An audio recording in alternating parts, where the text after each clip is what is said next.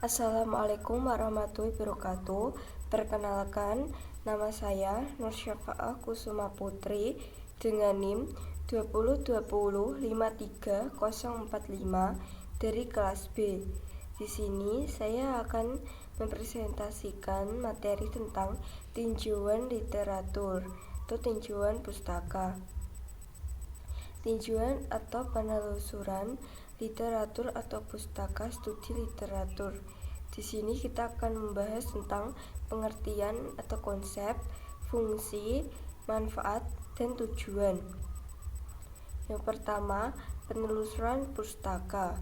Literatur review berisi uraian tentang teori, temuan, dan bahan penelitian lain yang diperoleh dari bahan acuan untuk dijadikan landasan kegiatan penelitian.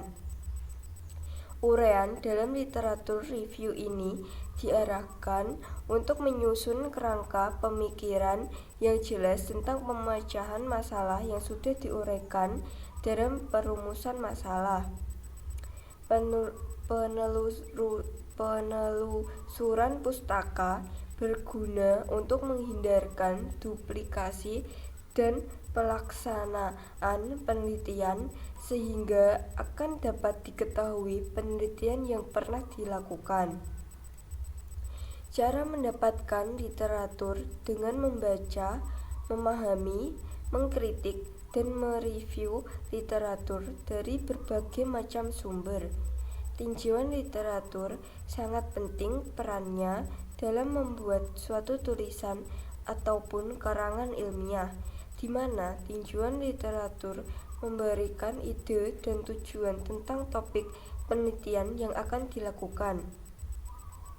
Penulisan literatur review berisi ulasan, rangkuman, dan pemikiran penulis tentang beberapa sumber pustaka atau dapat berupa artikel, buku, slide, informasi dari internet, dan lain-lain tentang topik yang dibahas dan biasanya ditempatkan pada bab awal. Semua pernyataan dan atau hasil penelitian yang bukan berasal dari penulis harus disebutkan sumbernya, dan tata cara mengacu sumber pustaka mengikuti kaidah yang ditetapkan. Suatu literatur review yang baik haruslah bersifat relevan, mutakhir atau 3 tahun terakhir, dan memadai. Pada laporan penelitian, bagian landasan teori, tinjauan teori, tinjauan pustaka, semuanya merupakan cara untuk melakukan tinjauan literatur. Literatur review merupakan suatu cara untuk menemukan, mencari artikel, buku-buku, dan sumber-sumber lain seperti jurnal ilmiah, tesis, disertai proceeding yang relevan pada suatu isu tertentu atau teori atau riset yang menjadi interest kita. Literatur review yang kita dapatkan masih bersifat umum atau general problem, merupakan suatu kerangka, konsep, atau orientasi untuk melakukan analisis dan klasifikasi fakta yang dikumpulkan dalam penelitian yang dilakukan. Sumber-sumber rujukan berasal dari buku, jurnal, majalah yang diacu hendaknya relevan dan terbaru atau state of art serta sesuai dengan yang terdapat dalam pustaka acuan. Tujuan melakukan literatur review adalah untuk mendapatkan landasan teori yang bisa mendukung pemecahan masalah yang sedang diteliti. Cara mengutip pendapat pakar yaitu harus adanya pembahasan dan sikap kritisnya mengenai suatu topik bidang ilmu. Dari literatur review untuk itu perlu dilihat adalah perlunya menganalisis, mensintesis, meringkas, membandingkan hasil-hasil penelitian yang satu dengan yang lainnya.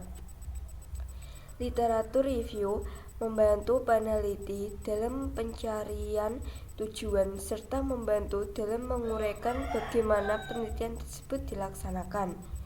agar orang lain bisa melakukan pengulangan terhadap penelitian yang sama. Dalam menguraikan penelitian perlu dijelaskan mengenai pengubah atau variabel yang digunakan, model yang digunakan, rancangan penelitian, sampling dan teknik pengumpulannya, analisis data, dan cara penafsirannya. Dalam literatur review, ada dua komponen utama yang harus diperhatikan, yaitu kerangka teori, theoretical framework, dan kajian yang terkait dengan topik maupun tema penelitian. Terdapat tiga macam tipe literatur review, yaitu literatur review naratif, literatur review, literatur review kualitatif, sistematik literatur review, dan literatur review kuantitatif sistematik literatur review atau meta-analisis. Tujuan akhir dari literatur review ini adalah untuk mendapatkan gambaran yang berkenaan dengan apa yang sudah pernah dikerjakan orang lain sebelumnya. Gambaran itu terkait dengan isu yang ingin diteliti, namun yang perlu diingat adalah jangan membahas isu yang sudah kadaluarsa. Ada beberapa isu yang teorinya muncul di tahun yang lalu atau lama, artinya bila kita mereview literatur, mulailah mengacu pada teori atau mereview dari tahun terbaru hingga tahun yang sebelumnya. Selanjutnya yaitu nomor 2, ada aspek-aspek utama dalam literatur review. Terdapat 3 aspek utama dalam literatur review, yaitu 1. Survei artikel yang terkait dengan isu yang kita minati. 2. Berikan evaluasi, ringkas gambaran-gambaran yang ada. Nomor 3. Mendapatkan masukan yang terkait dengan isu dari publikasi yang terbaru hingga publikasi terlama, sehingga kita bisa mendapatkan gambarannya secara jelas. Berikut ini adalah hal-hal yang terkait dengan literatur review. Pertama, apa yang menjadi masalah dan kenapa masalah itu penting untuk dipecahkan. Kedua, apakah masalah tersebut telah ditemukan? Ketiga, mulailah menetapkan permasalahan sesimpel atau sesederhana yang kita bisa. Keempat, apakah metodologi penelitian sudah dimulai? Kelima, bagaimana mendapatkan dan manipulasi data? Keenam, sudahkah data yang dimanipulasi tersebut diinterpretasikan? Ketujuh, apa kontribusinya terhadap penelitian yang dilakukan? Kedelapan, apa kesimpulan yang bisa diambil terkait dengan permasalahan? Kesembilan, apakah kesimpulan yang dibuat sudah cukup menjawab dari problem yang ada? Selanjutnya yaitu nomor 3, perlunya melakukan literatur review. Mengapa kita perlu melakukan literatur review? Yang pertama, menetapkan posisi pekerjaan kita pada posisi relatifnya. Misalnya, ide investment jadi isu, ada orang yang sudah menulis yang dikaitkan dengan ide investment dalam suatu organisasi, ide investment di berbagai sektor. Ketiga bagian itu membicarakan hal yang sama, yaitu ide investment. Gabungkan ketiga bagian tersebut dikatakan sebagai posisi relatif pada apa yang akan kita kerjakan, ide investment di berbagai sektor, dan dampaknya pada suatu organisasi. Yang kedua, menggambarkan keterhubungan antara suatu penelitian dengan penelitian lainnya yang terkait dengan point of interest kita. Yang ketiga, mengidentifikasikan cara lain untuk menginterpretasikan dan menemukan gap atau kesenjangannya yang akan dikumpulkan di batch analisis. 4. Mengkritis di antara penelitian-penelitian sebelumnya agar mudah melihat pertentangannya atau kontra. 5. Menjadi titik poin dan menjadi dasar kita untuk penelitian berikutnya. Nomor 6. Dapat menggambarkan physics of puzzle milik orang lain yang akan menggambarkan significance of the problem. Nomor 7. Dapat mengevaluasi milik kita tentang prinsip originality yang terlihat pada metode yang sesuai dengan pemecahan masalah. Selanjutnya nomor 4, yaitu ada elemen-elemen dalam literatur review. Beberapa elemen dalam literatur review. Yang pertama, menggambarkan subjek penelitian, isu atau teori secara objektif dari literatur review. Kedua, divisi dari literatur review dimasukkan dalam kategoris atau contoh untuk mendukung posisi relatif dan alternatif. Yang ketiga, menjelaskan bagaimana dari setiap literatur review kesamaan dan bagaimana variasinya dari yang lain. Nomor 4, membuat kesimpulan dari setiap bagian, memberikan masukan dari berbagai argumen untuk memahami dan mengembangkan area penelitian. Nomor 5, langkah-langkah literatur review. Langkah-langkah dari literatur review yaitu sebagai berikut. 1. Formulasi permasalahan. Pilihlah topik yang sesuai dengan isu dan interest. Permasalahan harus ditulis dengan lengkap atau komplit dan tepat. 2. Cari literatur. Tentukan dan temukan literatur yang relevan dengan penelitian. Langkah ini membantu kita untuk mendapatkan gambaran overview dari suatu topik penelitian. Sumber-sumber penelitian tersebut akan sangat membantu bila didukung dengan pengetahuan tentang topik yang akan dikaji, karena sumber-sumber tersebut akan memberikan berbagai macam gambaran tentang ringkasan dari berbagai penelitian terdahulu. Ketiga, evaluasi data. Lihat apa saja kontribusinya terhadap topik yang dibahas. Cari dan temukan sumber data yang tepat sesuai dengan yang dibutuhkan untuk mendukung penelitian. Data ini bisa berupa data kualitatif, data kuantitatif, maupun data yang berasal dari kombinasi keduanya. Nomor 4, analisis dan interpretasikan atau diskusikan dan temukan serta ringkas literatur. Yang keenam, cara-cara literatur review. Untuk mereview sebuah literatur, kita bisa melakukannya dengan beberapa cara, antara lain mencari kesamaan atau compare, mencari ketidaksamaan atau contrast, memberi pandangan atau kritis, membandingkan, sintesis, meringkas, sumeris. Hal terpenting dalam membuat literatur review adalah fitur yang utama dalam membangun teori berupa perbandingan antara konsep, teori, dan hipotesis dengan literatur yang ada. Kunci utama dari proses ini adalah melihat sebanyak-banyaknya literatur yang ada. Dalam proses ini dicari persamaan, perbedaan yang terjadi antara literatur yang satu dengan literatur yang lainnya, serta mencari alasan kenapa hal tersebut bisa terjadi. Hal tersebut dimasukkan untuk menginterpretasikan penelitian yang akan kita lakukan dibandingkan dengan penelitian terdahulu yang disajikan dalam konteks yang berbeda.